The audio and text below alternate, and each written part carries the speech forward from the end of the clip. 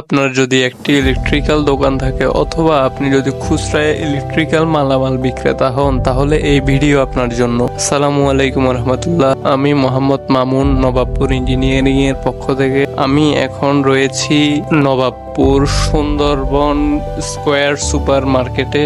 এই মার্কেটে ইলেকট্রিক্যাল খুচরা ব্যবসায়ীদের জন্য পাইকারিতে খুবই কম দামে মালামাল পাওয়া যায়। এই মার্কেটে প্রত্যেকটা পণ্যই আপনারা পাইকারি মূল্যে পেয়ে যাবেন।